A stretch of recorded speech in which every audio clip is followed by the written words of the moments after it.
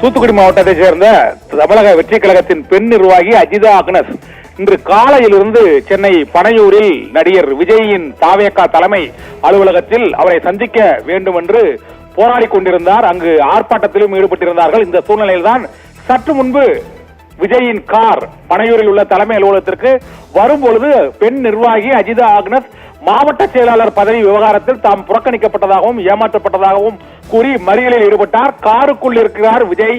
அந்த காரை வழிமறிக்கிறார் அஜிதா அக்னஸ் மற்றும் தூத்துக்குடி மாவட்ட தமிழக வெற்றி கழகத்தின் நிர்வாகிகள். ஆனால் அந்த காரை மறித்தவர்களை பவுன்சர்கள் தூக்கி வீசக்கூடிய அந்த காட்சிகளையும் அவரை அப்புறப்படுத்திவிட்டு விஜயின் கார் பனையூரின் அலுவலகத்துக்குள் செல்லும் அந்த காட்சியும் தான் இப்போது நாம் பார்த்துக் கொண்டிருக்கிறோம்.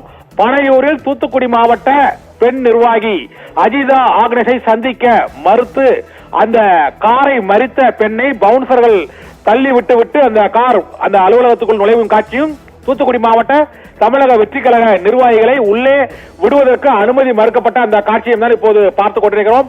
தூத்துக்குடியைச் சேர்ந்த தாவேகா நிர்வாகி பெண் நிர்வாகி அஜிதா ஆக்னஸ் மாவட்ட செயலாளர் பதவியில் தமது ஆதரவாளரை நியமிக்க வேண்டும் என்று வலியுறுத்தியும் நியமிக்கப்பட்டுள்ள அந்த பொறுப்பாளரை நீக்க கோரியும் இன்று அதிருப்தி கோஷ்டியினர் தாவேகா அலுவலகத்திற்கு இன்று காலையில் வந்து அவர்கள் உள்ளே செல்வதற்கு அனுமதி கோரினர். ஆனால் அவர்களுக்கு காலையிலிருந்து அனுமதி மறுக்கப்பட்ட சூழ்நிலையில் இன்று விஜயின் கார் அந்த அலுவலகத்திற்கு வந்தபோது அந்த பெண் விஜயின் காரை மறித்து நிறுத்துகிறார்.